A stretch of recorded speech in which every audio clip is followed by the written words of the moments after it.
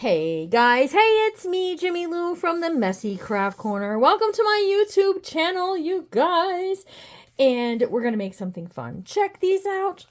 I'm going to teach you how to make these fabric flowers using just a few simple things that maybe you might discard somewhere. Some fabric. This one has a little doily, some leaves, all that kind of fun stuff.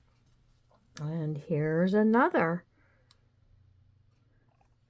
Okay, so what you want to do is you want to start out with a piece of fabric. And I don't like to cut the fabric. I like to rip the fabric. I like to give it a good yank and get all of that like frayed edge as part of my flower. So just the wider you cut your piece, the bigger your flower will be. So if I go skinny, I'm going to have a little flower. If I go wider, I'm going to have a bigger flower. So I'm looking to do a bigger flower. And there's one right there.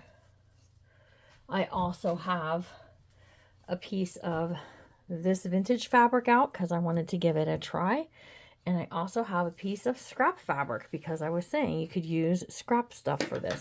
So depending on the color and the size will determine how big your flower is. Okay, so some other things you might need are pieces of, this is piece of doily. And I've just been kind of cutting off what I want. Here's a small circle piece. Here's a piece here that's like a leaf shape. I'm going to let that on and determine whether I want to keep it or cut it off later. And then here's a piece that's... So just kind of grab some things that you think will look neat for leaves and things like that. These might make some really cool leaves. Okay, so, and then a basic tool that you need is a stapler. I also have some things like buttons, cheesecloth. I have some of this fuzzy fur, whatever this stuff is called. And I also have like some scraps of string, some cheesecloth, and some other fun stuff. Okay, a stapler is what I'm using. You can use a glue gun if you like, and you're going to see me use that a little bit. So what you do is you take your piece like this, and you start to make like little pleats. And with each tuck, I'm making a turn. So tuck and turn, and go all the way back around until you overlap at the beginning. Okay, and when you get back to the beginning, then you can just take your scissor and you can just cut off a piece. We're going to add some decoration to the front of it anyways, so it's not going to matter. Then I take my little rosette and I stick it into my stapler and I give it a staple. I'm really careful because sometimes you might want to go front and back just to keep it holding all together. Isn't that pretty? Okay, let's do another one. So this is a little bit thinner of a piece of scrap that I had. So my flower on this one's going to be a little smaller. For me, that's okay. I don't mind small. These will go into a bin. And whenever I'm doing a junk journal for using these colors, I might pull one out and use it. They make really cute closures on books and other fun things. Okay, so there's a piece there. And it depends because you might have enough left over off of your strand to make more than one. So see, there's enough here that I could make another one. And I'm just using the stapler. You could sew it. If you like to sew by hand, you could definitely do that. Let's give this one a try. It has these little flowers in it. This is some vintage fabric, and I just thought it was real pretty. Oh yeah, that's going to make a very lovely rosette. Make sure you hit that subscribe button and give us a heart or a thumbs up. Let us know that you're enjoying this video. And we'll just give this a little trim right there. And again, right into the stapler it goes. And I'm stapling two different directions so that way it grabs all of my fabric. Okay, so you can decide. I almost like the wrong side of the fabric better than the right side. So you can decide. That's a you. You get to decide that. Okay. Then you want to decide what kind of things do you want to do sort of behind your pieces. Okay, so this one's a little small. And I have a small piece here. And we can just start to lay things out to see how we like them. What's it going to look like? Are we going to like it? Are we going to not like it? I kind of like putting the small ones in the center of these big pieces. And then using these smaller pieces because you can glue them in a couple different places. Right. See, we can just make it scrappy. Make it as scrappy as you like, okay? See my pieces up here?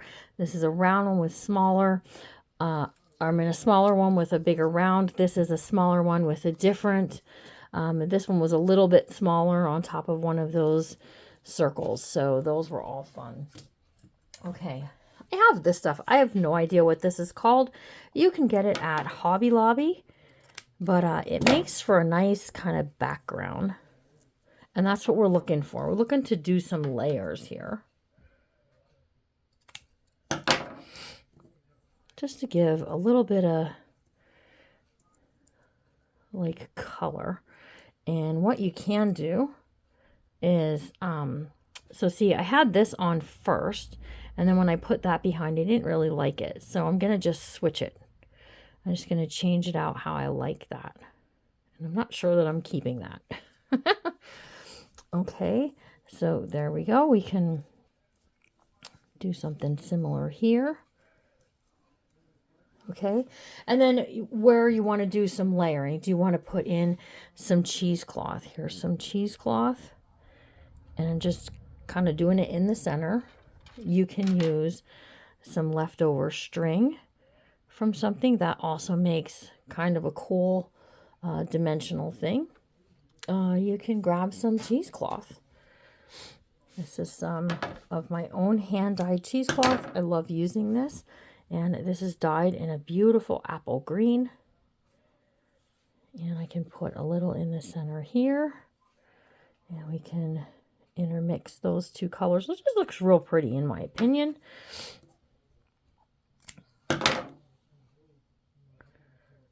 Just like that. That piece was too little. Okay, so just like so. Nothing's permanent until your glue dries, and even then you can probably give it a good yank it and have it going on. Oh my goodness. Then you can go to the depths of your deep old button jar. And this has just a little bit of everything in it. And you can decide what you want to go in the center, right? Do you want it to be something kind of bold like that? Or would you prefer to have something more subdued? Okay, so kind of more blending in. Look at this one. This is a really cool one, and it still has its vintage thread in the center. So just kind of lay some things out, decide what you like, what you don't like. That looks real pretty.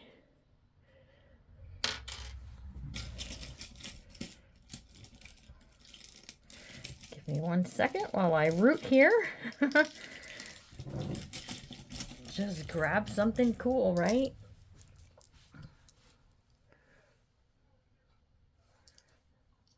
That's a little vintage. This one's a little more plain. Ooh, I can't decide.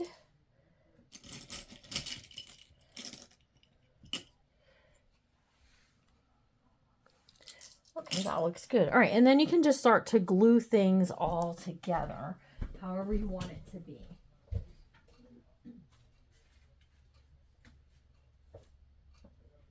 Okay, and then also, sometimes when you use like artificial flowers, you have like all these leaves that are left over, and you can use these. If I just rip that off, I can now cut these down to what I need it to be, right? So if I want it to have a green leaf coming off the back, we can do so like that. Let's double that up. We're going to glue these all together. I also have some of this like spriggy stuff that's kind of fun.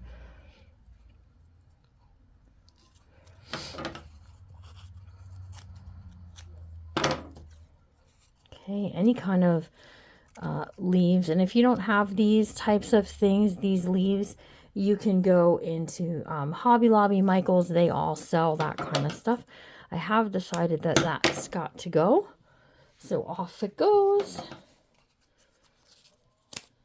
Okay, let's see here.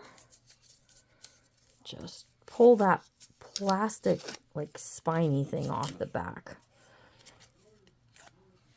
Okay.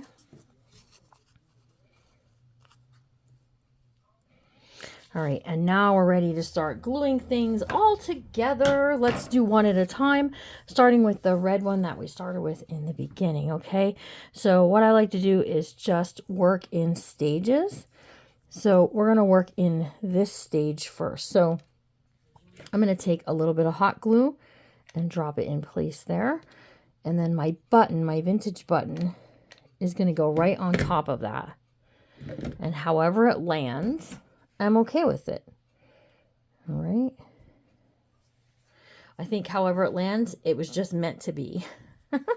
Then I can take it and I can flip this over and we can start adding our layers from behind. So this stuff is a little tricky because it only has certain places where you can add glue. That's where this kind of stuff starts to come into play, right? So we're going to take this and I'm going to add some glue along here and here, and we'll put that down just like so. And then I'm going to flip it, take a look at it and see, how do I like it? Do I like that? Do I want to continue the direction that I'm going? So do I want to put that here, or do I want to come off the side a little different? See, silicone mats are perfect for when you're working with hot glue so you don't mess up your table. Okay. However you like it, right? When that glue dries, it'll peel right off that mat, see? All right, so let's take this and we'll put that down there, and then we'll put our leaves. There's one there. And there's one there. Okay, when I flip it, if it's too long, you can trim it off. Again, until that glue dries, you can move things. Just be careful with hot glue. And there we go. We have one done. Let's set it to the side and let it dry, and we'll work on the next one. Again, we're just working in layers, and as I'm working, if I see that it maybe needs something like a little color, I can pull something and I can go in with it. Okay, so let's try to add this little spot of stuff on here. Add a little glue right over top of that cheesecloth. Give that a chance. And then this, we're gonna kind of pull it and yank it, get it all tore up, right? Make it look as shabby as we want it to. And then I'm just gonna take this right over the top of that. We'll pull it out some so we can see that color, right? Again, just working in layers, just like so. Let some of that shabbiness hang off, all that goodness, right? Okay, I think this one here, I think we'll put the leaves on first.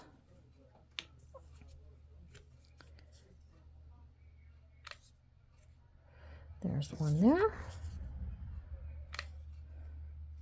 And there's one there, and you just kind of want to do it like a bunny rabbit's ears, right? So that you get that look happening.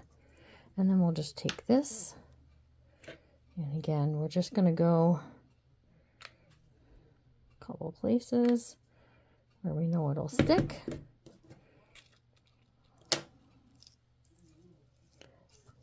Ooh, hello.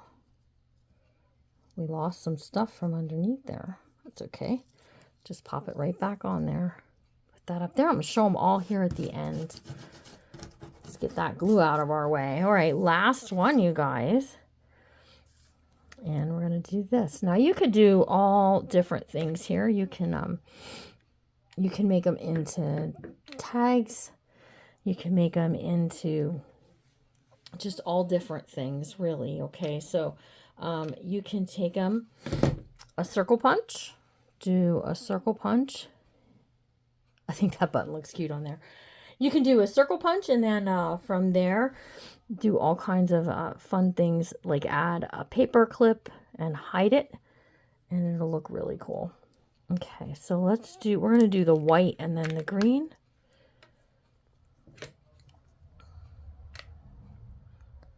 One piece of white.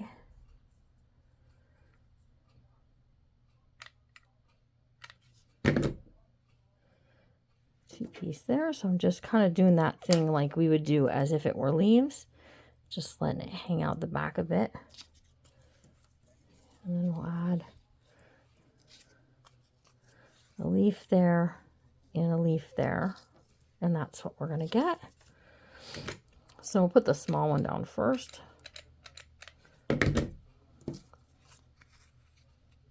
Just like so.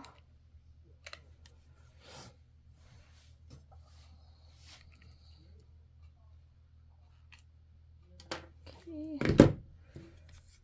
Oop, I said put the smaller one down first, and I didn't listen to myself. That's okay. It's all good. As long as it turns out cute like this, it's all happening. We're going to scoot this over a bit.